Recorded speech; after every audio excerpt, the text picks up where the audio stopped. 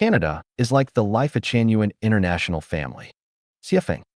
August 30th, 2020. What kind of country is Canada? From his foot, we can measure Achilles.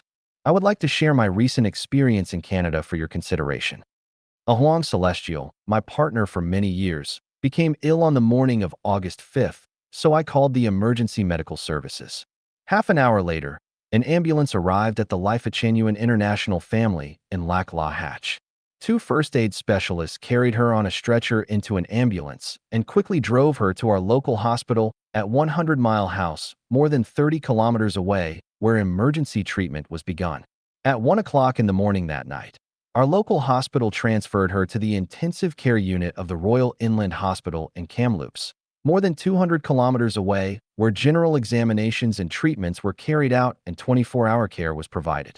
After a few days, Royal Inland sent her to Kelowna Hospital, another 200 kilometers away, where an operation was performed that same day. That night, Ahuang was sent back to Kamloops by ambulance, and on August 16th, they returned her to Kelowna Hospital once again.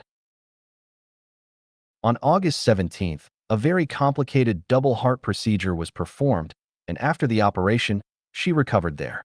On August 22nd, I brought Ahuang back to Lifechanyuan International Family. I did a rough calculation, and excluding the laboratory staff, more than 80 doctors and nurses from the 3 hospitals had been involved in her treatment. The efficiency of the hospitals was unimaginable. Every doctor and nurse was simply an angel on earth. That kind of concern, love, sense of responsibility, and care touched me to no end.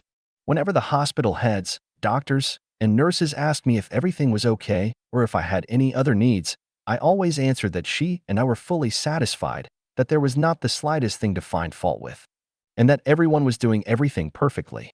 For example, the doctor who performed her procedure described to me in detail what they would do before and after the operation, and after it had been completed, he called and told me that the operation was successful and everything went well, so that I could relax.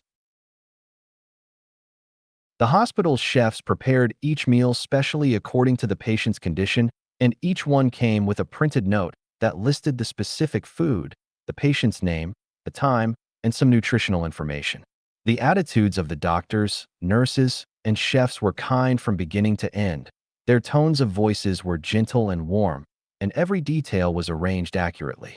What is more moving was that when Ahuang was sent from Kamloops to Kelowna Hospital, a doctor from the 100 Mile House Hospital drove for more than 3 hours to the hospital in Kamloops to accompany Ahuang to the Kelowna Hospital and gave me his phone number to contact him at any time.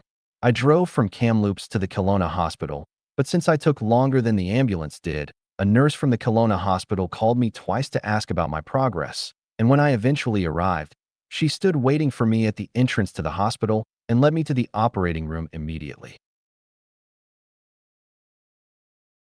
Before leaving the hospital, a staff nurse asked for some details about our home, such as how many steps there were, whether we had stools for showering, and so forth. When I told her that we had none, she immediately contacted the Red Cross in my area to provide suitable equipment. When I returned home, I went straight there, and since they had been told everything well in advance, they could quickly go through the procedure for using the equipment safely with me. According to a knowledgeable person, our medical expenses would have come to nearly 2/3 of a million Canadian dollars, which is the equivalent of more than 3 million RMB yuan, but that the Canadian government bore all of our costs. We never paid a penny, not even for the ambulance rides before and after the operation. Ahuang stayed in a single, private room filled with life-saving equipment from start to finish. This time I found that the bed was almost a cartoon transformer which could be adjusted to be high or low, and could be used as a bed or a recliner. On the device were a dozen buttons for a myriad of functions.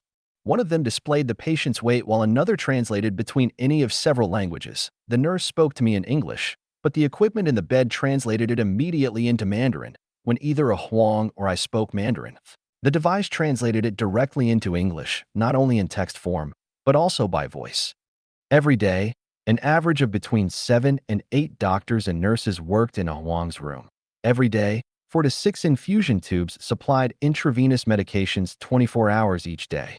Blood, urine, and feces were all taken every day to be examined in laboratories. Videos of her heart were taken in which its workings could be seen clearly along with all of the internal organs, the bones, and especially the sternum area. An electrocardiogram image was prepared every day and video displays showed vital stats including the heart rate, blood pressure, and so forth. The doctors and nurses put their sanitary gloves and work clothes on whenever they entered her room and threw them into a dustbin as they left. Almost all the supplies were disposable, so you can imagine how expensive everything must have been.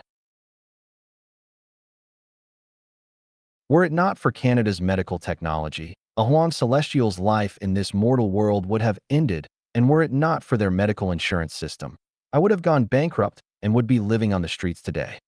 This time, the hospital staff told me that during the patient's stay, no relatives or friends would be allowed to accompany them because once they entered the hospital, everything became the hospital's responsibility, fortunately.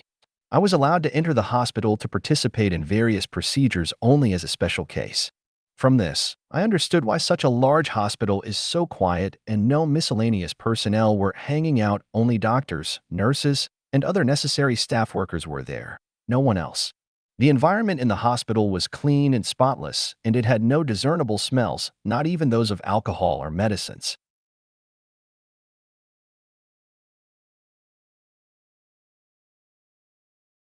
What was even more surprising to learn was that in Canadian hospitals, whether a patient is wealthy or a minimum wage worker, a government official or a poor farmer, all are treated the same. Doctors and nurses never provide special care to anyone, and there is never any need or even any opportunity to establish special relationships to go through a back door to be given a good bed or doctor, let alone to send red packets, cash bribes, to anyone. If a Canadian cannot take care of themselves when they become old and they do not have anyone to care for them, everything will be contracted by the Canadian government. Widows and the lonely need not worry about how they will survive. Once one reaches the age of 65, whether they live in a major city or on a farm, and whether they were a government worker or a private enterprise employee, they will receive a monthly pension of nearly 1,200 Canadian dollars, and the government will send a caretaker for anyone who requires help in taking care of themselves at home. By the way, one of our Celestials specializes in doing that kind of work. In addition, Canadian parents enjoy the Canada Child Tax Benefit, which is just over 600 Canadian dollars per month, until they reach the age of 18 years. The child of one of our Canadian Chanyuan Celestials is 13 years old this year, and they receive that amount each month. This is Canada. To anyone who thinks that Canada is a wicked capitalist country, you are wrong. In my opinion, Canada is a very communistic society and is in some ways similar to the Lifechanyuan style international family. During the 3 years that I have been running a small hotel here, I have felt absolutely zero racial discrimination from anyone, and no government agency, including any police department, has come to check on me. In perfect honesty, apart from seeing uniformed police patrolling the highways, I have never seen any law enforcement agency. Also, I have been driving on the highways for most of my more than 3 years here and have never been charged any tolls to use any of them. Having benefited so much from Canada, I feel a need to serve this wonderful country, so I have decided to build a home for 300 Chanyuan Celestials here so that our values and mode will take root, blossom, and bear fruit in order to add brilliance to this abundant, beautiful, just, free, spectacular, colorful, and great country. Oh, Canada!